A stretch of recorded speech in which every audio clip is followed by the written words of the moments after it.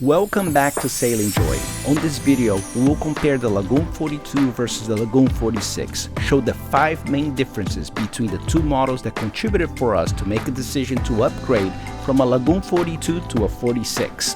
We will also show you how much was the difference to actually move forward with the upgrade, and how much more on a monthly basis it costs to now live on the Lagoon 46.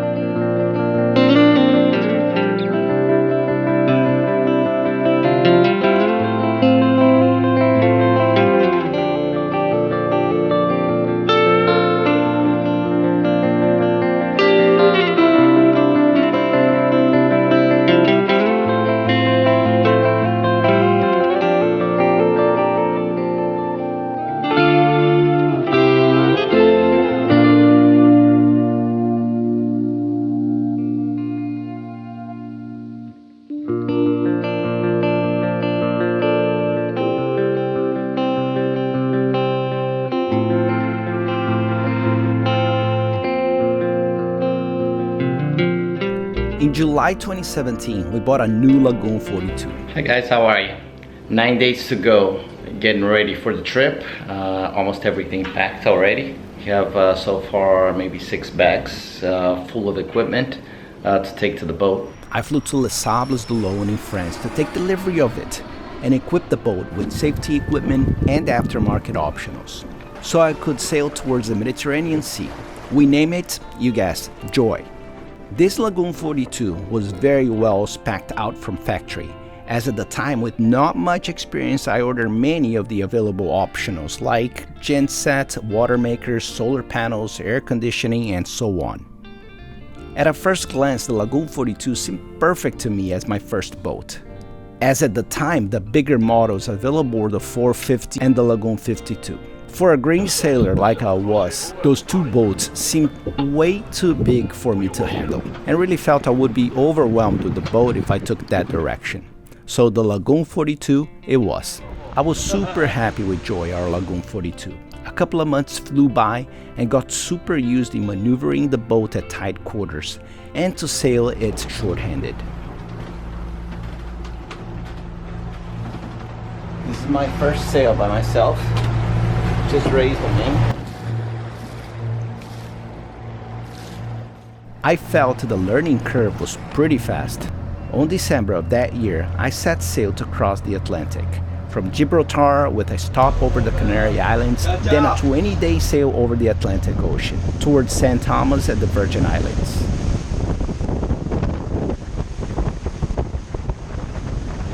"20 days living aboard, sailing 24 hours a day, experiencing all types of weather conditions and sea states can provide you with a very clear vision of what is important and what is not on a live-aboard vessel.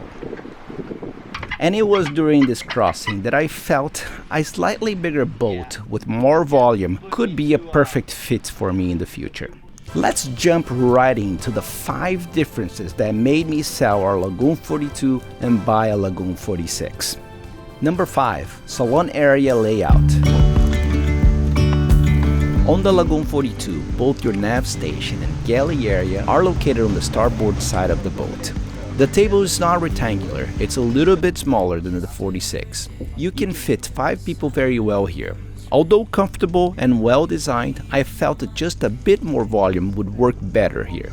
On the Lagoon 46, the extra volume on the salon area helped create, in my opinion, a more cozy environment that impacted on the circulation inside of the vessel.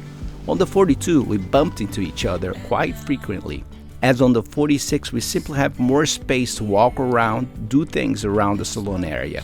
Number 4. Galley space and layout. We felt a little cramped in the Lagoon 42 galley area with its U-shaped layout. There is space for one at a time at the galley, and there are much less storage for pots and pans. Now on the 46, we are now able to get a refrigerator which is double the size, and the design makes it much easier to store contents. The larger stove and oven also added to the liveaboard comfort on the 46. Number 3, forward and back living area is where we notice the increased comfort level that it comes with a larger boat volume.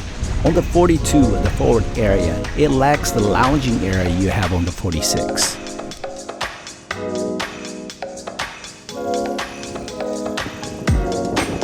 And at the aft area on the 42, because of the cockpit being on the port side of the boat, you lose some of the area there.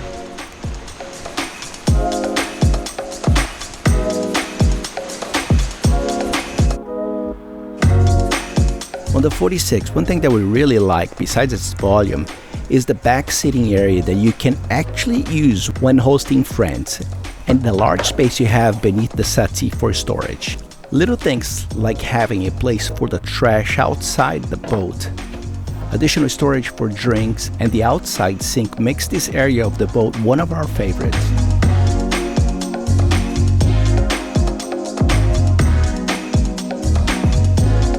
Number 2, Cockpit Flybridge, totally enclosed and very large.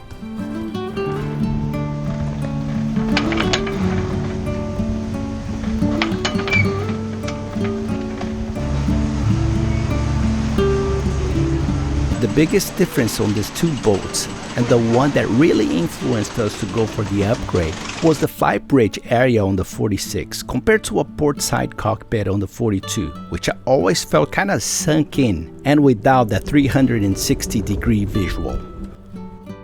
You guys may remember, I did get seasick a lot on the 42. That does not happen anymore on the 46 as I navigate from the flybridge area. As I mentioned, visibility overall on the 46 is just amazing, and it did win our hearts as we enjoy the sailing journey so much more. And number 1, volume of the boat in general.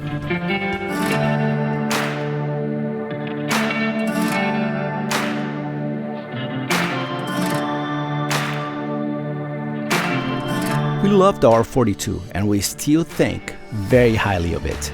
If we did not upgrade, I'm sure we would have been very happy with it up to this day. Now, what a difference only 4 additional feet can make on a boat design and volume. We could not be happier with our Lagoon 46, as we feel that the volume difference is massive in every corner of this boat, making us believe and feel that we made the right choice.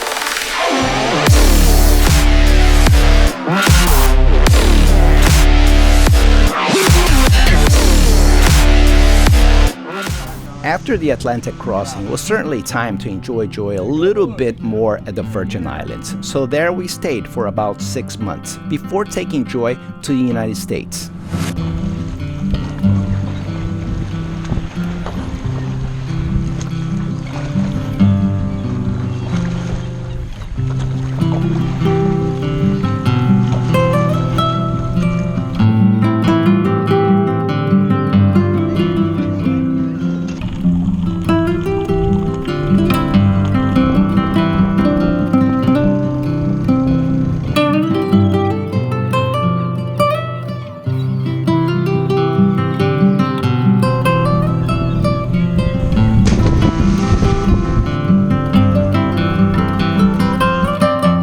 So in 2019, we made finally the decision to buy our new Lagoon 46. Off we went to the Miami Boat Show to have a glimpse of our future living aboard a Lagoon 46.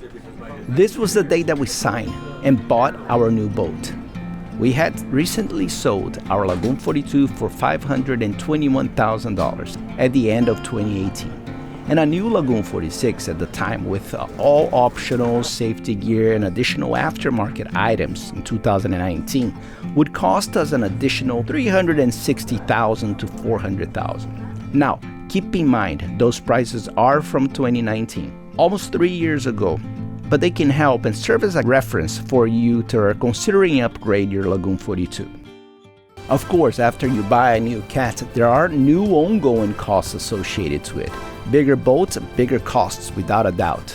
but we were not 100% sure how much more it would be on a monthly basis. Let me give you some examples. Fuel. We utilize a 57 horsepower EMR engine, which is exactly the same as the Lagoon 42, but the weight on the Lagoon 46 is much higher, so consumption is higher. On this item, we believe that we're spending about 20% more a year on fuel. Cost of the marinas. Every time you need to go to a marina, you're gonna pay per feet. So having a larger boat, it means that you're gonna have to pay a little bit extra. Insurance costs. Insurance is totally based on the cost of the boat. Being a little bit more expensive than Lagoon 46, it means more premium that you're gonna have to pay when it comes to insurance. And funny, even the boat registration is a little bit more expensive on the Lagoon 46 because of the tonnage associated to it. Now, we believe that both the Lagoon 42 and the Lagoon 46 are incredible boats. If money is not a problem, I would say the Lagoon 46 does have a lot more to offer, and for us definitely proved to be a great upgrade.